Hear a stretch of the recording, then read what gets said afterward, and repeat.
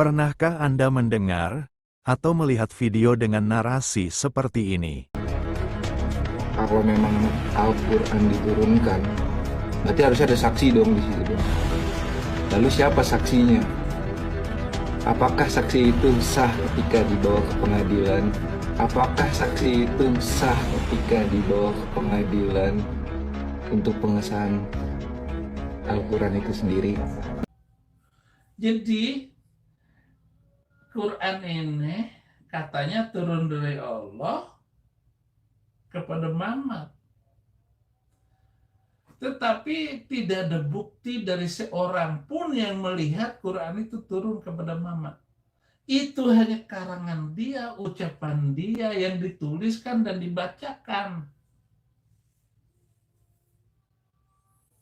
Nggak ada satu saksi pun yang melihat. Kedua video tadi memiliki narasi yang sama, yaitu sama-sama membuat framing bahwa tidak ada manusia yang menjadi saksi ketika Nabi Muhammad menerima wahyu Al-Quran. Apa yang mereka sampaikan ini sama sekali tidak benar, karena dalam sejarah turunnya Al-Quran, ternyata banyak manusia yang menjadi saksi ketika Nabi Muhammad menerima wahyu, dan hal tersebut akan saya tunjukkan buktinya dalam video yang Anda akan saksikan ini. Ada 4 hadis yang akan saya tunjukkan kepada Anda, dan dari 4 hadis ini, ada setidaknya 5 orang yang menjadi saksi turunnya wahyu Al-Quran kepada Nabi Muhammad, walaupun sebetulnya selain 4 hadis ini, masih banyak hadis lainnya yang menunjukkan banyaknya saksi saat Nabi Muhammad menerima wahyu, tapi, untuk menghemat durasi waktu, saya hanya akan menunjukkan 4 hadis saja. Dari 4 hadis yang akan saya tunjukkan, ada 5 orang yang menjadi saksi saat turunnya wahyu Al-Quran yang akan saya perlihatkan di video ini. Di antaranya adalah Abdullah, Aisyah istri Nabi Muhammad, Abu Said Al-Hudri, Umar bin Khattab, dan Yala.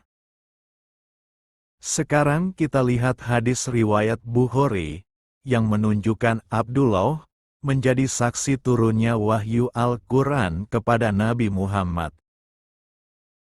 Telah menceritakan kepada kami, Umar bin Hafs bin Ghiyath, telah menceritakan kepada kami bapakku, telah menceritakan kepada kami Al-Amasi berkata, telah menceritakan kepada saya Ibrahim dari Al-Aswad, dari Abdullah radhiyallahu anhu berkata, ketika kami sedang bersama Nabi Shallallahu Alaihi Wasallam di dalam goa di Mina, wahyu turun kepada beliau yaitu surat Al-Mursalat, saat itu beliau membacakannya, dan aku mengambil hafalan bacaan surah tersebut langsung dari gerak bibir mulut beliau.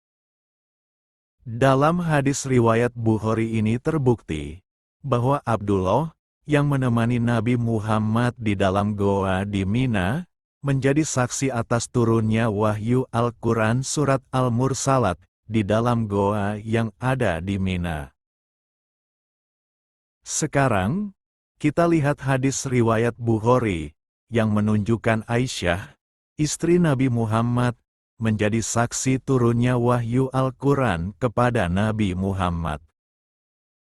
Telah menceritakan kepada kami Abdullah bin Yusuf berkata, telah mengabarkan kepada kami Malik, dari Hisham bin Urwah, dari bapaknya, dari Aisyah ibu kaum mukminin, bahwa Al-Harits bin Hisham bertanya kepada Rasulullah Shallallahu Alaihi Wasallam, wahai Rasulullah, bagaimana caranya wahyu turun kepada engkau? Maka Rasulullah Shallallahu Alaihi Wasallam menjawab, terkadang datang kepadaku seperti suara gemerincing lonceng dan cara ini yang paling berat buatku.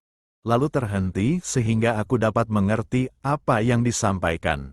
Dan terkadang datang malaikat menyerupai seorang laki-laki lalu berbicara kepadaku.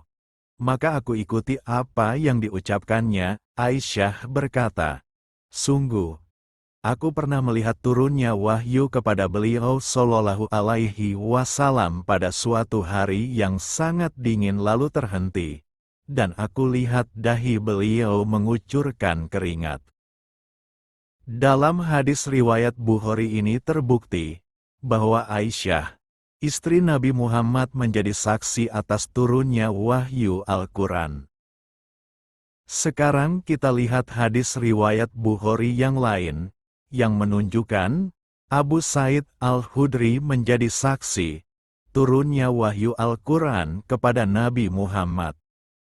Telah menceritakan kepada kami Mu'az bin Fadalah, telah menceritakan kepada kami Hisham dari Yahya, dari Hilal bin Abu Maimunah, telah menceritakan kepada kami Atta bin Yasar, bahwa dia mendengar Abu Said Al-Khudri radhiyallahu anhu menceritakan bahwa Nabi Shallallahu Alaihi Wasallam suatu hari duduk di atas mimbar, dan kami pun duduk di dekatnya.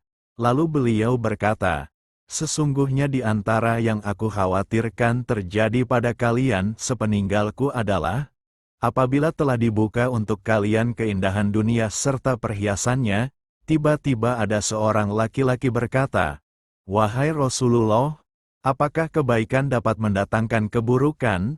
Maka Nabi Shallallahu Alaihi Wasallam terdiam. Dikatakan kepada orang yang bertanya tadi, 'Apa yang telah kamu lakukan?' Kamu mengajak Nabi Shallallahu Alaihi Wasallam berbicara yang membuat beliau tidak berbicara kepadamu. Maka kami melihat bahwa wahyu sedang turun kepada beliau." Dalam hadis riwayat Bukhari yang panjang ini, terbukti bahwa Abu Said Al-Khudri menjadi saksi atas turunnya wahyu Al-Quran kepada Nabi Muhammad. Sekarang kita lihat hadis riwayat Muslim, yang menunjukkan Umar bin Khattab dan Yala menjadi saksi turunnya wahyu Al-Quran kepada Nabi Muhammad. Telah menceritakan kepada kami Syaiban bin Farukh, telah menceritakan kepada kami Hammam, telah menceritakan kepada kami Atta bin Abu Rabah, dari Safwan bin Yala bin Umayyah, dari bapaknya radhiyallahu anhu, ia berkata, seorang laki-laki datang kepada Nabi Shallallahu Alaihi Wasallam saat beliau berada di Jiranah. Laki-laki tersebut mengenakan jubah yang ada bekas haluk, sejenis minyak wangi dari zafaron. Kemudian laki-laki itu bertanya, "Apa yang mesti saya lakukan dalam umrohku?" Safwan berkata, ketika itu, turunlah wahyu kepada Nabi Shallallahu Alaihi Wasallam. Lalu beliau diselimuti dengan kain. Saat itu, Yala berkata, "Aku ingin melihat Nabi Shallallahu Alaihi Wasallam ketika sedang menerima wahyu." Kemudian Umar pun bertanya, "Apakah kamu ingin melihat Nabi Shallallahu Alaihi Wasallam ketika beliau sedang menerima wahyu?" Yala berkata, maka Umar pun menyingkap sedikit ujung kain yang ditutupkan kepada Nabi Shallallahu Alaihi Wasallam, sehingga aku pun melihat beliau bernafas keras terengah-engah. Dalam hadis riwayat Muslim yang panjang ini, terbukti bahwa Umar bin Khattab dan Yala menjadi saksi atas turunnya wahyu Al-Quran kepada Nabi Muhammad. Kesimpulannya, dengan banyaknya saksi, saat Nabi Muhammad menerima wahyu Al-Quran, berdasarkan beberapa hadis tadi, maka, gugur semua tuduhan pihak Kristen, yang menyebut tidak ada manusia yang menjadi saksi turunnya wahyu Al-Quran kepada Nabi Muhammad. Sekedar informasi, jika Anda ingin lihat kumpulan hadis lengkap, adanya saksi saat Nabi Muhammad menerima wahyu Al-Quran, saya simpan hadis tersebut di kolom komentar. Sekarang, saya justru akan membuktikan, Bible tidak jelas siapa saksi mata yang menulisnya. Contohnya, seringkali kita mendengar pihak Kristen berbohong dengan mengatakan, saksi mata yang menulis Gospel Yohanes adalah Yohanes itu sendiri. Padahal, Kalau kita lihat Gospel Yohanes pasal 1 nomor 36 dan 37, seperti yang ada di depan layar Anda, kedua ayat ini justru jadi bukti kuat bahwa bukan Yohanes saksi mata yang menulis Gospel ini.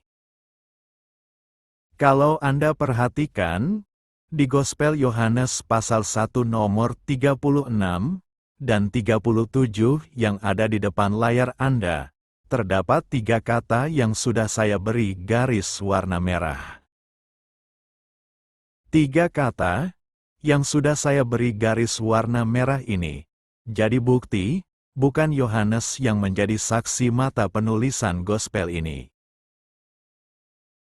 Kalau kita teliti, di Gospel Yohanes pasal 1 nomor 36, di kata yang sudah saya beri garis warna merah, Yohanes, yang diklaim sebagai saksi mata yang menulis Gospel ini, justru malah 2 kali disebut dengan kata ia.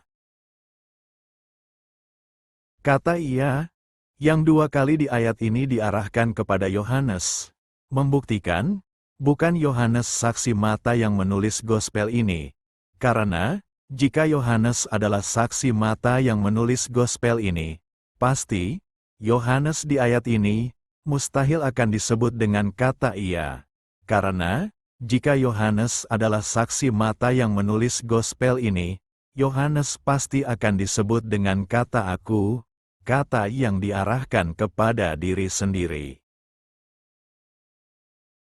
Selanjutnya, di Gospel Yohanes pasal 1 nomor 37, di kata yang sudah saya beri garis warna merah, Yohanes disebut dengan kata, dikatakannya.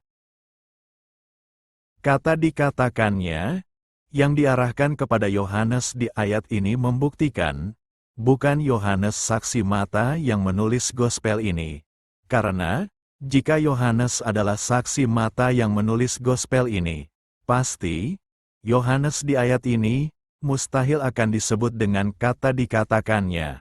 Karena, jika Yohanes adalah saksi mata yang menulis Gospel ini, Yohanes pasti di ayat ini akan disebut dengan kata dikatakanku, kata yang diarahkan kepada diri sendiri. Poin pentingnya, 2 ayat yang baru saya tunjukkan ini, sudah cukup membuktikan, bukan Yohanes, saksi mata yang menulis Gospel ini. Itu artinya, Bible terbukti, adalah kitab yang tidak jelas. Siapa saksi mata yang menulisnya?